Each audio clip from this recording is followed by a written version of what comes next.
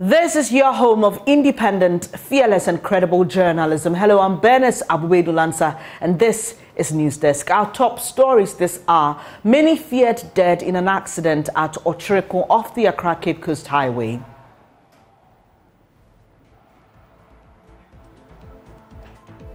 We bring you details of that. Also, Vice President Dr. Mahmoud Bawumia expected to pick his nominations forms to contest the flag bearership race of the new Patriotic Party. Also, Asante calls for more investment in technical and vocational education in Ghana. We've got details of these and some business news in this package. Do stay with us.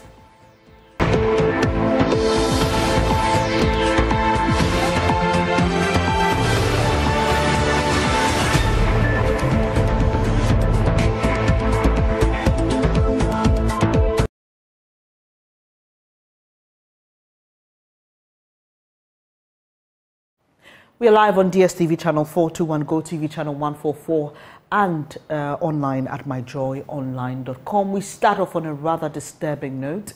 16 passengers are feared dead, while some 40 others have been injured in an accident at Gomoa Okyereko, a town located along the Cape Coast Highway in the Central Region. Adom News correspondent Seth Kofieje reports the accident occurred just about 100 meters from the Gomoa Okyereko River. He's been speaking with some eyewitnesses. It's not that one. It's all do the show back on a penalty. I tell you, or one side. Yeah, or one side. The new answer, or my crash it. You got to know we let one side or not having the order. If I mean, I had a here, let's stop put tax and go in Nayama. And to stop only we are, I mean, to introduce the show that I used to know. And I won't say, or pushing. In terms of we know we're feeling airport. I mean, you answer, or me, not practically. You got me, I am ma, or my work for your hospital. 4 years, I don't know, 5. The first one also had the 4, they didn't come for it. So far, Omaya do Magu police pick up Mukodo, 7, including Akwalaba, 2-3 years. Omo my plan so with movie 2025. Okay. Yes, to the trauma hospital. Tanka no efi Accra and Bessin in the natural Winneba Cape Coast Road. And a VIP Nunsu every Takrado Road and a Nutra Accra. Thank you very much. Let's now hear from the Winneba Municipal Fire Service Commander, DO2 Kwesi Hughes. 40 and then 16 lifeless bodies were also retrieved. So the road has been blocked. Yes. So the blockage happened around 4:50, and so till now, no car has been able to pass to Accra. No car has also been able to pass to Cape Coast direction. It makes the traffic situation very, very terrible. But we are working very hard to remedy this situation. As you can see, we have been able to pull from the road the U-turn. Once we are done retrieving the lifeless body in the tanker, we will also pull it away from the road so that the traffic situation, with the help of the police, will be opened. We share the sentiments of the drivers and all that, but they should bear with us. It's a crucial situation, and lives are involved. Commander, how many cars are involved? two cars. One a U-turn bus from Abidjan to Liberia camp, and the other one was fuel tanker belonging to Goodness Energy from Accra direction to Cape Coast direction. And so they are just two cars, but the impact was heavy. It was heavy. We have recorded this number of fatality because of the number of passengers that the return bus was carrying. And so we are doing our best. The ambulance service have been fantastic. The Ghana National Fire Service, my men have been marvelously wonderful. They have worked tirelessly to remedy the situation. A really, really unfortunate situation there. Let's get the latest on this from Seth Kofiege, our man with our sister station at Doom News. He's still following the story for us. Kofi, what is the latest, especially on those who were injured and transported to the hospital? As I'm speaking to you now, majority of them are on admission at Winneba Trauma Specialist Hospital and Winneba Municipal Hospital because there's congestion at Winneba Municipal Hospital. We transported them to Winneba Municipal Hospital. And what we are sensing is that the numbers might be increased to 20, but we are yet to confirm from the hospital. I'm on my way to the hospital. Then the fire service police are able to clear the road. They have thrown all the cars from the road for free movement. And Kofi, I know this was quite a scene because for us, even watching it here, the pictures are really difficult to watch. What is this area like? We've heard from the eyewitnesses who suggest that it may have been the fault of a driver who was seen dozing off at a point. But what is that stretch of road like? Is it an accident-prone area? Is it known for accidents of this nature? It is Okyereko Junction and Cotton Junction, Budapest Junction, and Governor Junction. There's a subset over there. So majority of the drivers go to comply the road fine. So they normally do also overtaking and overtaking. That's normally such accident. And we spoke to the DC for Gomoa Okyereko. We said that he has written several letters to Ghana Highway Authority to provide contract speed one on those tracks. But up now, for the past 2-3 years now, Ghana Highway Authority have failed to construct the speed route on that section of the road. So, the DC is saying that they don't know what to do, they don't know what to say because the authorities are failed to do the right thing. That is what the DC told us. You say the vehicles have been moved from the road. Is that to suggest the traffic situation is any better? Yeah, Ghana Police Service, Fire Service, and Road Safety Commission, they have two both cars from the thing to Winneba Police Station. What is the hospital scene like? I would like for you to take us back. I can imagine some relatives started coming in looking for. So that was a relatives from Bujumbura because they were coming from Liberia to Bujumbura, and Bujumbura is a Liberian community due to the war that occurred in their town. So Bujumbura has been a Liberian community, and majority of the relatives are here crying. You see that people are coming and they are crying. There was about 2-year-old boy who was also there. So the thing is not being as we are saying now.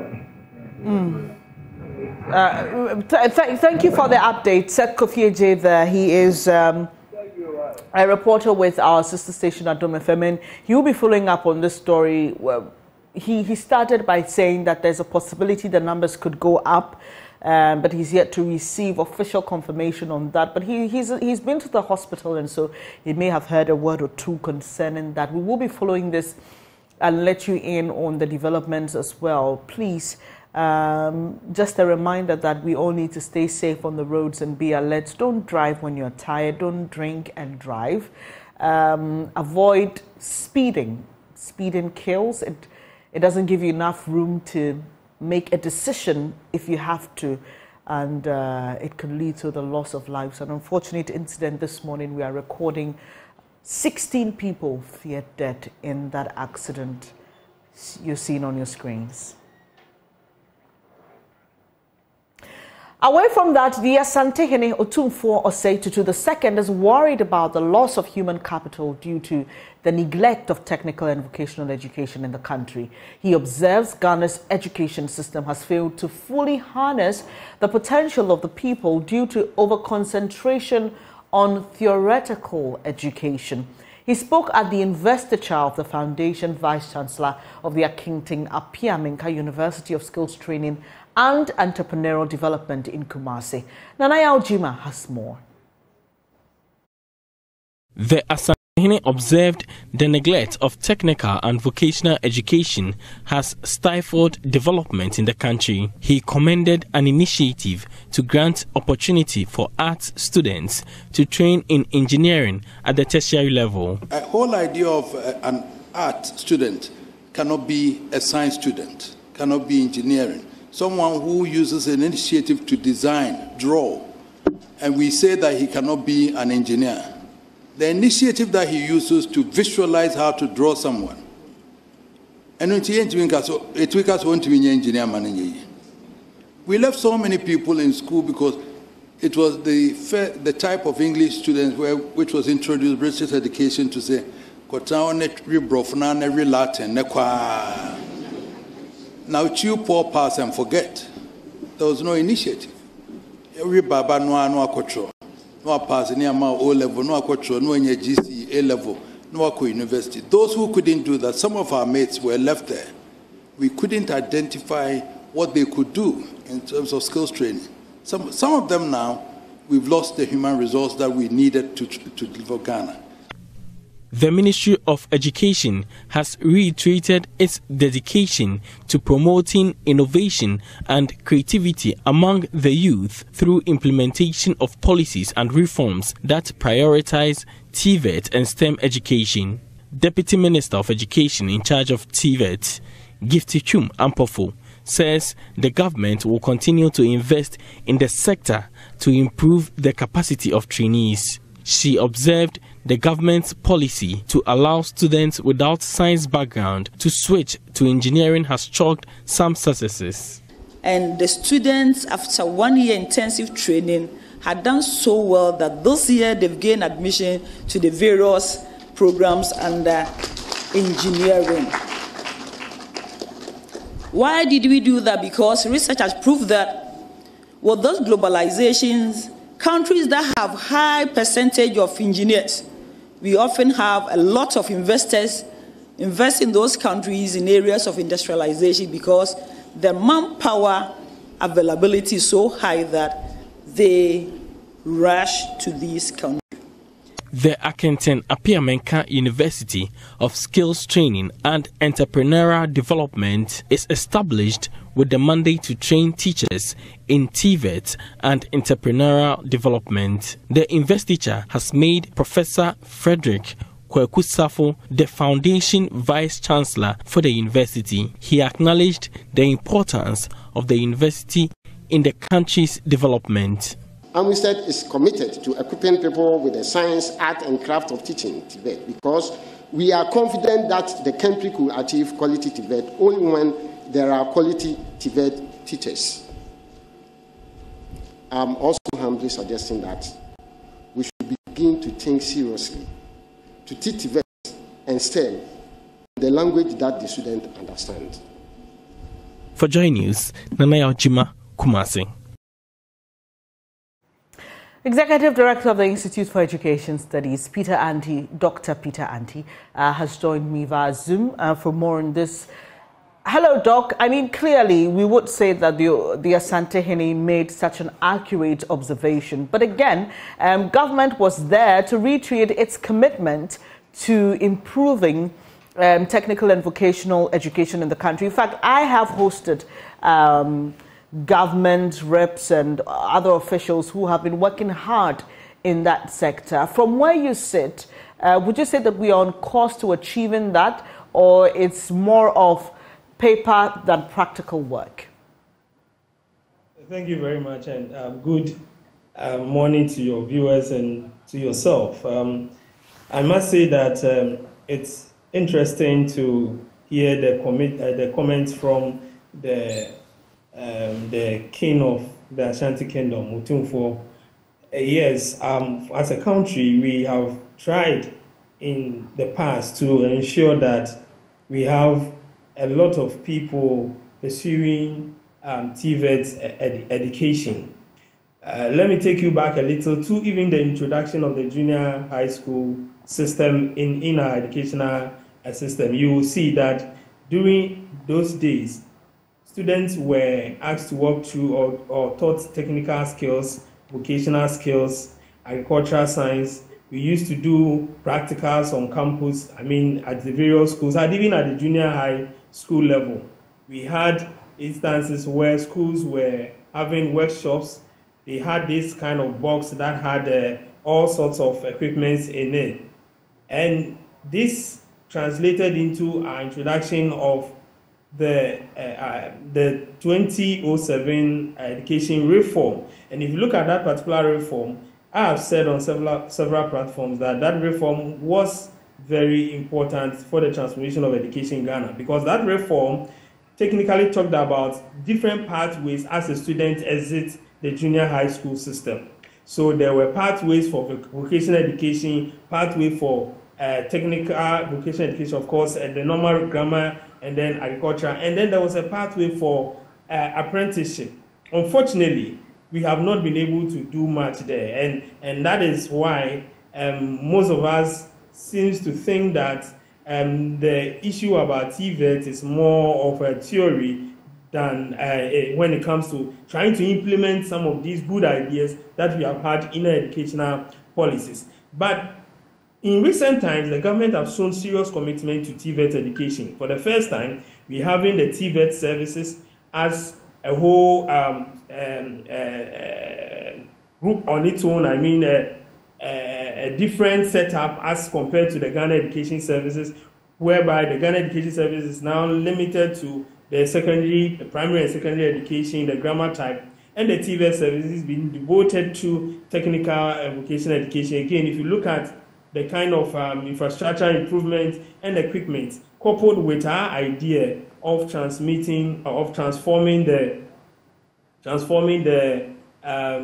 various polytechnics into technical universities. These are investments that I think are an indication that government is committed to ensuring that TVET takes its rightful place in the education system of this country.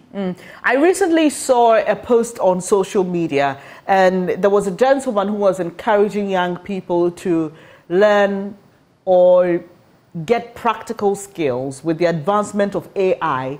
His argument is that very soon our jobs may be taking over, and I know in other places where presentations like what I'm doing is being done by artificial intelligence, and some people are developing robots and all of that. Have we taken the concept of technical education that seriously? I'm asking this because for many people who may want to go into technical training, they're either stopped by parents or a system or by peer pressure, because they're made to feel that, oh, why would you get a white-collar job? That's more glamorous. That looks good. Why do you want to dirty your fingers and all that? And I'm asking this in relation to AI and where we are currently in the world. We have, yes, we've done a lot, and I have admitted that this government in particular has been in the past few years very serious about getting technical and vocational education to the level that it is at in other parts of the world. But as a society as a whole, do you think that we have taken this as seriously as we should? No. And that is one of the difficulties that policymakers have had when it comes to TVET, because you realize that in the past, students that access technical and vocational educations were technically weak students. Those who did well in their BEC were never encouraged to enroll in any technical or vocational education. These students were asked to go to the normal grammar schools to do the sciences, the general arts, and then the business. Then those who could not had admission into these grammar schools were then advised and encouraged to go and do these kinds of vocational, technical, and pick up other apprenticeship jobs. And that has been the perception of the people when it comes to technical and vocational education. So the whole mindset of the populace in terms of technical and vocational education have never been good. And I think that, unfortunately, policymakers have not also done well in terms of conscientizing the populace about the importance of technical and vocational education over the years. And that has contributed to that stigma that comes with people who pursue technical and vocational education. I can see that in recent times, these things are changing. Another issue that I even have to bring in before I talk about the changing is the path that these students had to go through. You have to write several exams before you even get to a kind of qualification that you can use to do other things.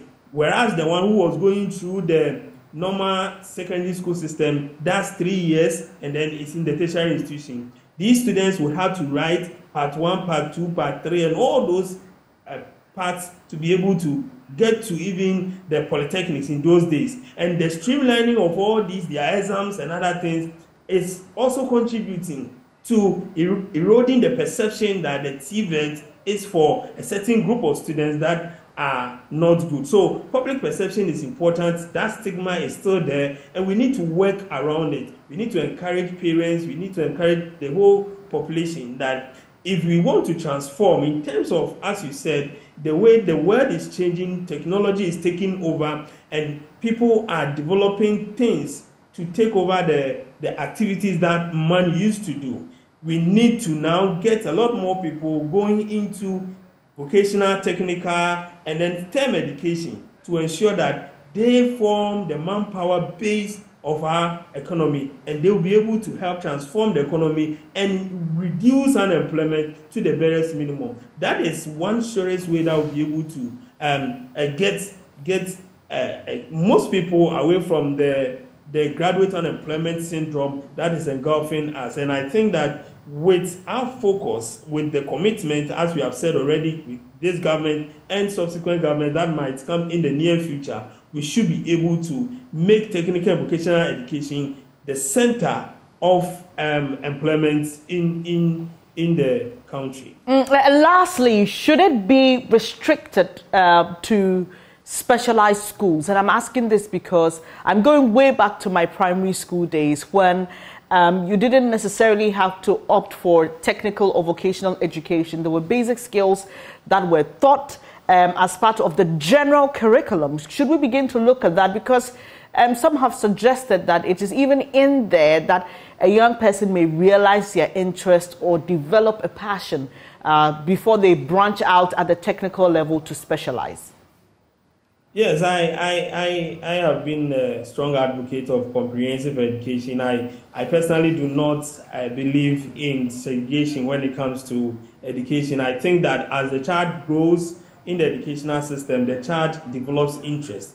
And the interest the child develops is based on the things that the child is exposed to. Right. So if you go back to the period when we had junior high school was being implemented in its early years, you see that you go through all those things, life skills, vocational skills, technical skills, these things are exposed to the student. And the student is able to align with one of these, and that should guide the child as he grows in the educational system. So I believe that we should expose the child, the student, to all these at the early stages of their lives.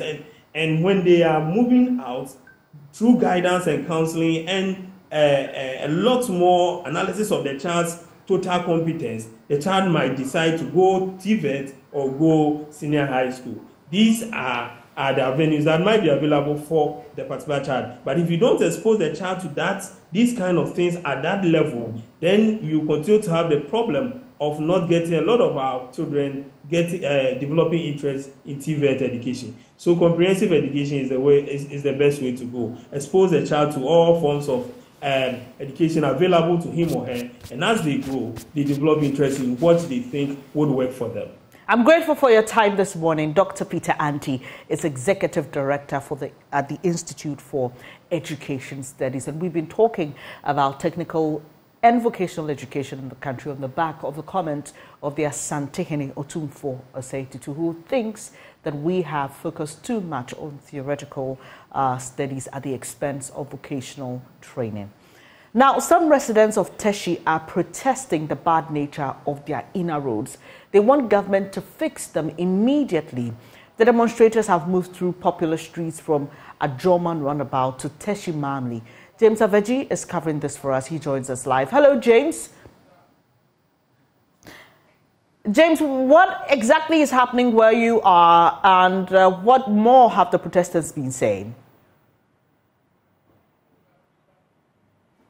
Hello, James.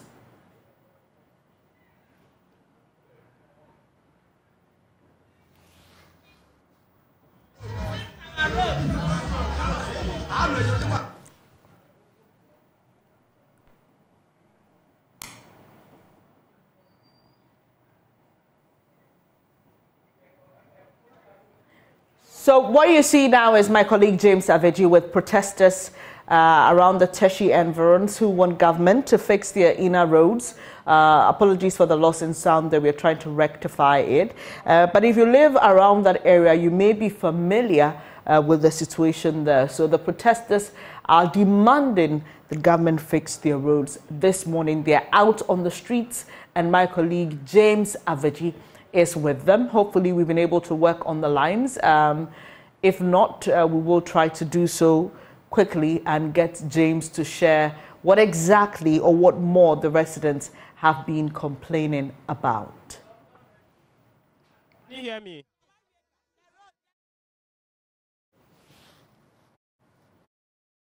So, as I was saying, we are currently at Teshi. This is Teshi Mami. Teshi First Junction. This demonstration is by the concerned youth of Teshi. What they are saying is that their inner roads are in very deplorable state. In fact, when we started the demonstration from the Ajoman Junction, most of the roads we have taken really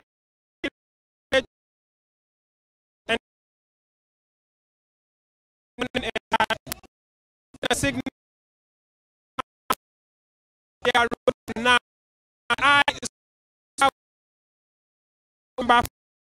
Estate doesn't seem concerned about their plight. The last time they spoke with him, he indicated that if they are not, if they are not really ready to wait for government to fix the road at its own time, they can go to collect the thoughts of some of the residents. Okay, so I have one madam here. Madam, tell us about yourself. Who are you? Well, let's pick the thought of some of the residents. Okay, so I have one madam here. Madam, tell us about yourself. Who are you? Assemblywoman. I've already spoken. For which electoral area? State North. Okay, tell us why you are on the street this morning. Because of our roads. We are here because of the state of our roads is very, very bad. And we have spoken to our MC, Honorable Medical, several times. When we go for General Assembly meetings, we tell him the state of our roads. He keeps on giving us excuses, which we do not understand. That is why we are embarking on this demonstration. And this demonstration is not about politics. It's not about NDC. It's not about MPP. This demonstration is about Teshi. That is why we are here. How does the road affect your businesses? It affects us seriously when buying and selling is not moving. When you pick a taxi, you are going for a short distance. Instead of the taxi driver should take like 10 cities, the taxi driver will take 50 cities. And the residents are very, very angry. They are not happy about it.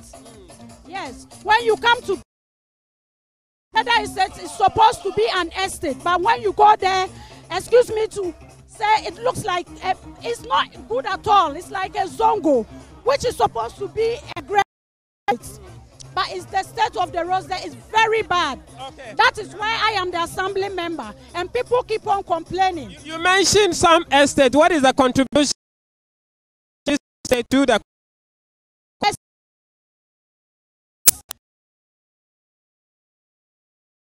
we take our issues to the MCE, which I am the leader.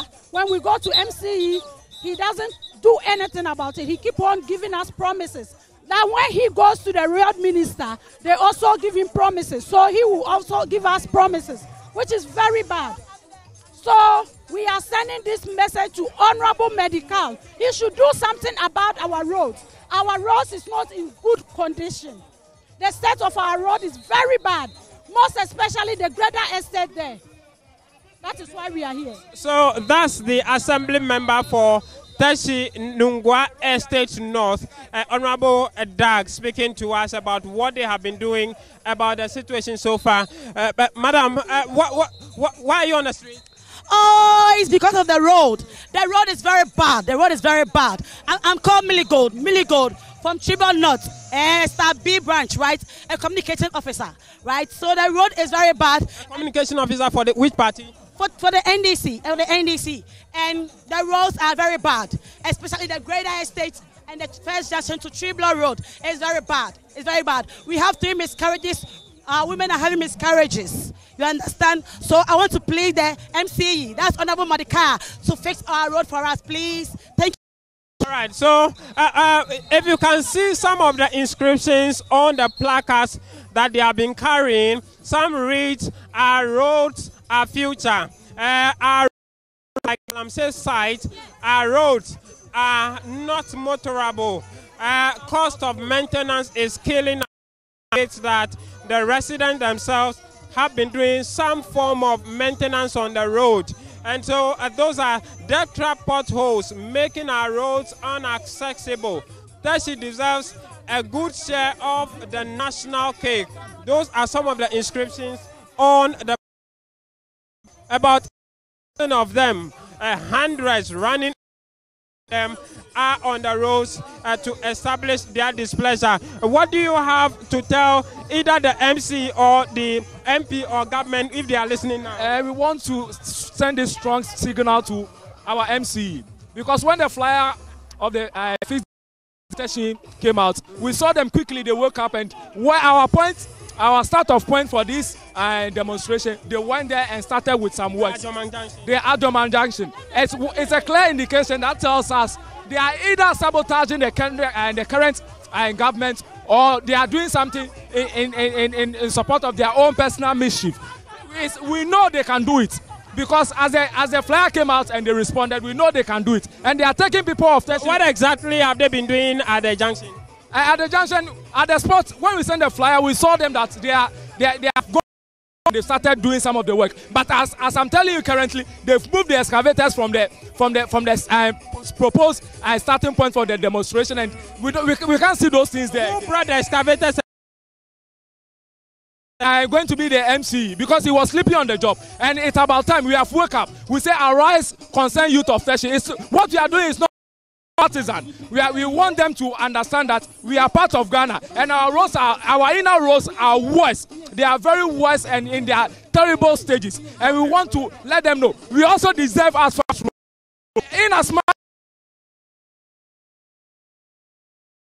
which we are warning to the MC that he should fix our road for us. We need asphalt road. We are telling our president, Mr. Nana, we know you are showboy. We know you can do this for us. Try as much as possible. Connect. Let the MC connect with you. We don't know how we are going to do that connection, but all you need is fix our road for us. It's about time. Our drivers are complaining. Pedestrians are complaining a lot. I can point out categorically our roads that are no good. At the Central Road is no good. When you go to the Estate North, it's no good. Estate North is no good. And when you go to Malik, their roads are very worse. Hey, our inner roads, and the one we are on the center. So the call is that government need to fix this now. It's a must. We are sending this strong signal to the government. They have to fix this now for us. If they don't fix it, we are giving them a maximum of 2 months. And after 2 months, what they have just seen is just a sample. It's a tip of the iceberg. We are promising them that we are coming to come out massive than this. This is just the first phase. And if they are not doing anything, we'll do it massive. All right. Thank you. And so that's the call. As you may see at the background, the demonstration is not only about the ordinary citizens. Some traditional leaders are also part of the demonstration. I'll get to them to pick their thoughts on why the traditional leaders are on the street this morning and what they have been able to attempt to do about it. But the allegation from that last resident we spoke to is that when they put the flyer out, giving the notification that they are going to actually do this demonstration, some earth-moving vehicles have been brought to the Ajomang Junction. We were also told that they actually brought sands, gravels, and the others to start the road. But after some time, all those things have been moved away. I don't know if I can get the thoughts of the traditional leader here. Sir, thank you so much for your time. We are interested in what the traditional rulers have also been able to do about the situation before it's getting out of hand. Tell us about yourself first. Yo, Chimwe, my wega. Imbeji numu ahulu ulomo. Noni woni wo here done. Ko na go cameraman e agbeshi. Ebo de bulemi. Mi tun ake wo gbanu wo yen no eyin awo. No gbene what is she? Ni won fe wo ha Ghana fe je wo pe. E ya ke police wo lo le ba tun no. Soja wo lo le ba tun no. Mo fe mo wo lo le keje si an. Le ba tun gbe no. Wo ga sa agbe awo. Ni mo fe mo ana ijore. Ye mami. Twa do manya bla. So I'm told that you are a musician in the area. What's your name? My name is Clara. Yeah. What have you been? What has the residents been up to? Have you attempted fixing the roads yourself before it is getting out of hand? Look, let me tell you something. We've tried our best, and when in terms of this road, right, we've been complaining for some years now, and the state of Teshin roads are very bad. We've tried our best. But even before, if you want to fix the road, you need to contact the assembly. And the assembly is the link between the people of Teshin and the central government. Right now, we can't do anything. We're calling on government to come and support us. Because if they can't hear the voice of the assembly, at least if we come together, they will hear our voice. And me being a musician, right, and also part of concerned youth of Teshin, we organize this demonstration. At least it's a peaceful demonstration to help promote Teshin. Why Teshin?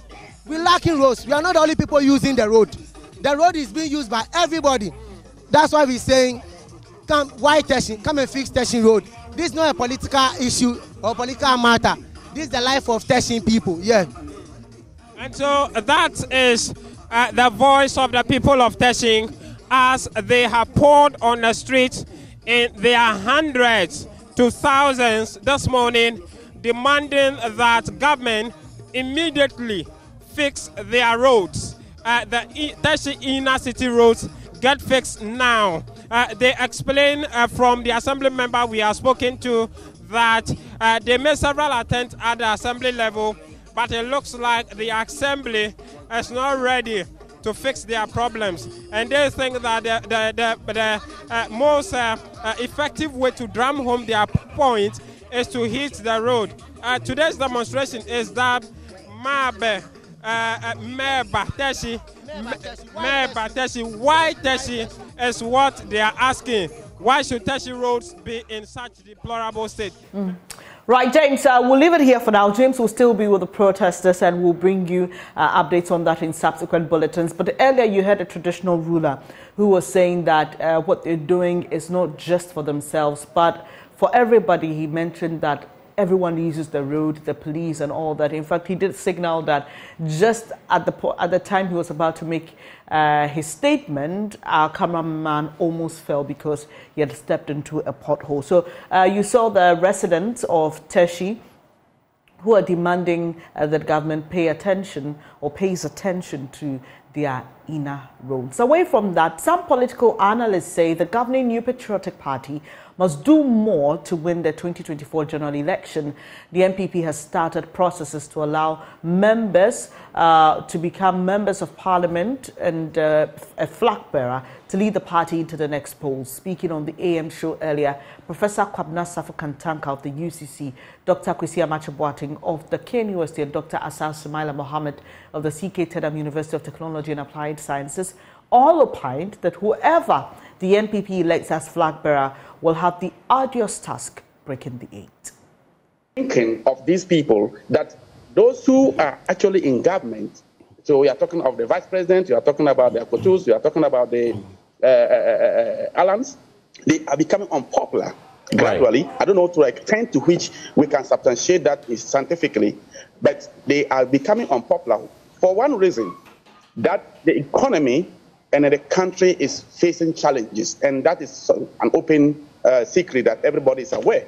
Generally, I think, yes, this elections is going to be a tough one. At the beginning, it was conclusive from, let's say, a year ago that Alan or Baumia are going to lead. But now, it is not so conclusive, and the competition is going. And I don't think any of them are just taking the forms and then for nothing. They have something to take, and then the competition could be more greater come few months. And October, we should expect that at the end of the day, something good will come. Doctor, anybody should not be surprised. Anybody should not be surprised that the big names may be disappointed. The 8-year period enables people to do a fair assessment of the performance of the party in office.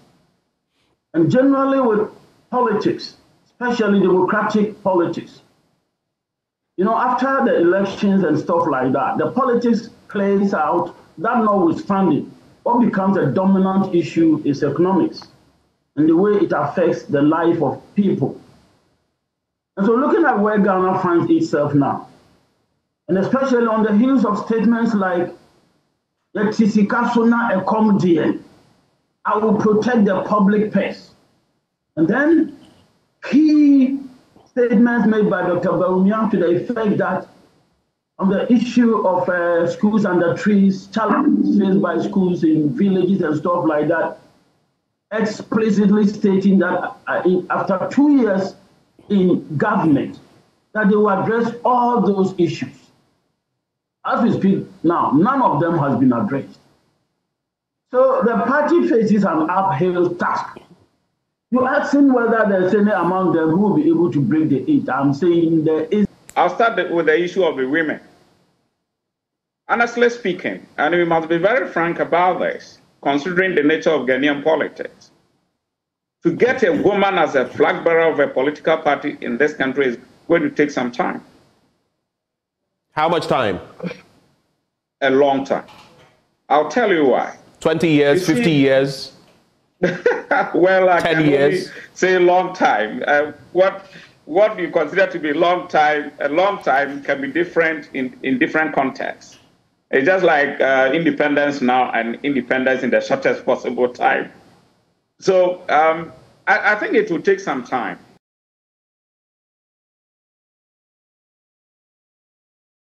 Let's now take you live to the NPP headquarters, where Vice President Dr. Mahmoud Baumia is set to pick his nomination forms, we understand. Samuel Mbura is there for us. Hello, Samuel. What exactly is happening?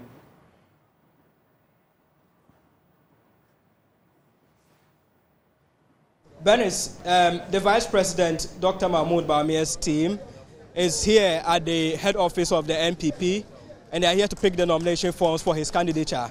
Just a while ago, we had Mr. Fred Owari from the campaign team, as well as Mr. Sami Owuku, who is the National Lottery Authority's boss. At the moment, they are with the party officials to officially pick the forms. But we also have another aspirant also, getting to the headquarters here to pick his form. We all know him to be an energy expert. We know, we've heard about him, Kojo Poku. He's also here to pick his form. So I'll just find out from him briefly what is informing his decision to contest. Kojo Poku, good morning. Thank you for joining us on Joy News. What has brought you this morning here?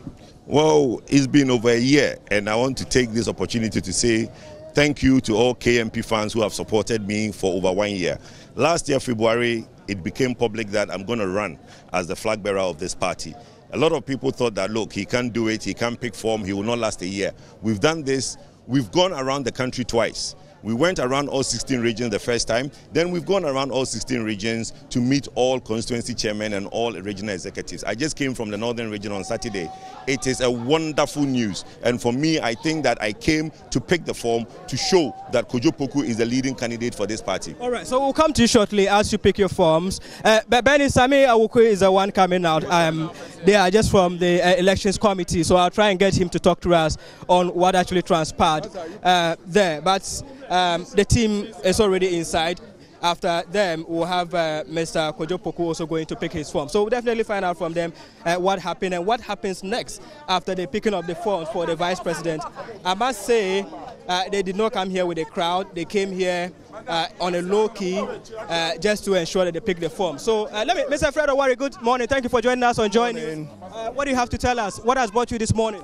Well, we came here to pick the forms for Dr. Bawumia. That assignment has been completed, and so we're going back to the office. So what next? When officially are we going to hear you launch your campaign? Well, the candidate himself would announce that. So we know that as a vice president, people were expecting large crowd. Why is that the situation?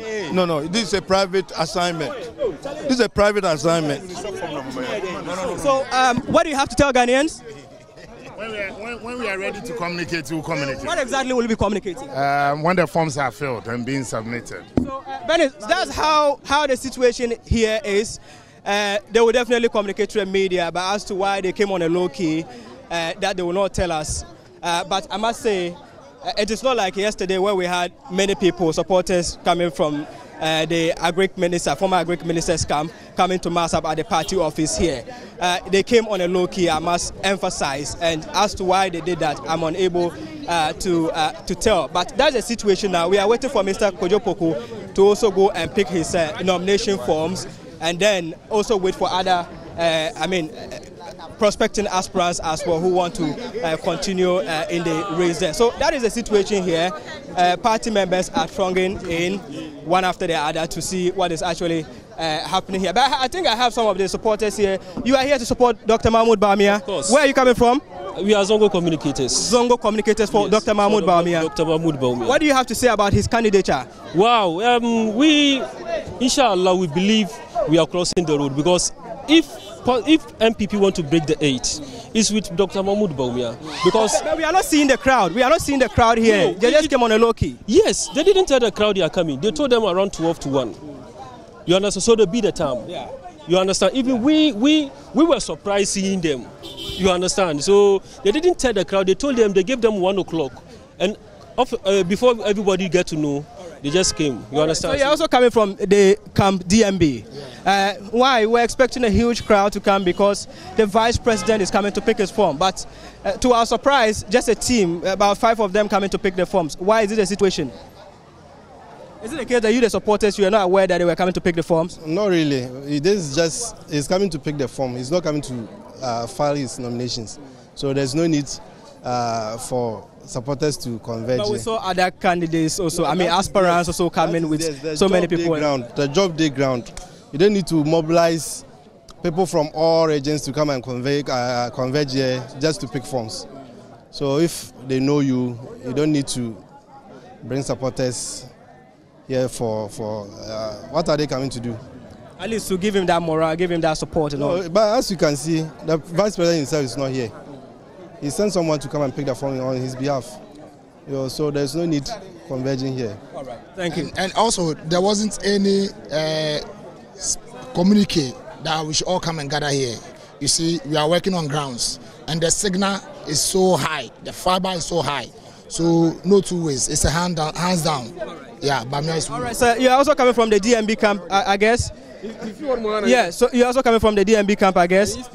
Yeah, we can speak Chi. So who supported Dr. Mahmoud Bawumia? Me supported Dr. Mahmoud Bawumia. The entire me supported Dr. Mahmoud Bawumia and say, "Oh, you be ma won since you man san waham." First of all, no many come with the FM na uska. MPP collects and testers. Me na me organizer. But mundo also hadn't some mamba bebre. The entire ya bebre no. Ye mpanyimfo no pese we ni be ni he. Ana doctor so ye ka se wonam baabi a nipa dodo na edi nachi. Oh, the Juma Odi, Tidudo na Edinachi, Tiaka Kana Yawahano, and the Bena Dodo no answer him say, I didn't hear Papa say, Yanni Nimuno, and the Eka craving your buyer and penny for your buy no yesu, and a pay out by the fan and say, Tidudo not a battery, but late. Samuel Mbura, they're coming from the NPP's headquarters, where a team representing Dr. Mahmoud Bawumia picked up nomination forms on his behalf, and he also got a chance to speak to energy analyst Kojo Poku, who is also there to pick his forms to contest the flag bearership position of the NPP. We will bring you everything you need to know about that process. You know, this is your election headquarters. We take a quick breather here on News Desk. When we come back, we'll bring you business news. Do stay.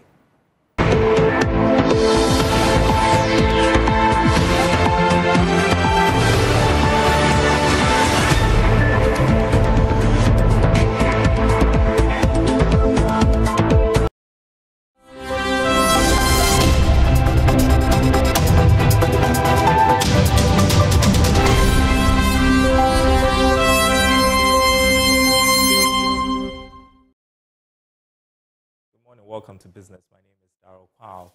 The Institute of Economic Affairs is asking government to create strong economic buffers to cushion the economy amidst crisis.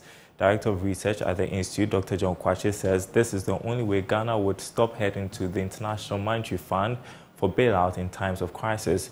Speaking at a news conference, he indicated that government should put up robust fiscal measures to protect all productive sectors of the economy. Economic and financial buffers. These are classic, things that every country should take into consideration. It's important for every country to. It's not just Ghana. In other words, you want to always, your budget, your fiscal policy, you must always have space, so that in case of emergency, contingency, in fact, even some countries, create budget surpluses, to keep it. Do you get me? I'm not saying maybe we are not there, but you must try and create enough fiscal space. Do you get me? By increasing your revenues and lowering your, so that you are close to a budget, even balance, if not a surplus. If you create a surplus, then you can keep it for an emergency. In fact, there are some countries that have even, I think in the UK, they've introduced a fiscal rule that says if they allow borrowing, you can have a deficit. But when you borrow, you can only spend it on investment. That's also a good thing. Do you get me? In other words, you don't let government go and borrow and come and use it for consumption. Somebody reported corruption. For consumption, for recurrent expenditure. These are some of the things that we have suggested that we can put it in the law, the Fiscal Responsibility Act. That's one. And that's it for business. Thanks for watching.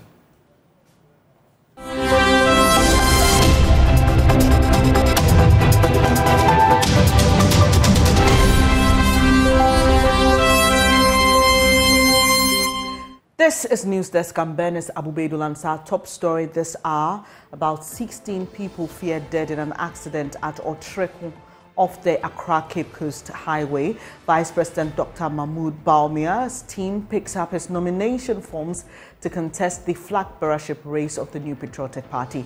And the Asante-Hene calls for more investment in technical and vocational education in Ghana. There's more news when you log on to myjoyonline.com. I really appreciate your company. Do stay on your most credible news source, the Joy News Channel.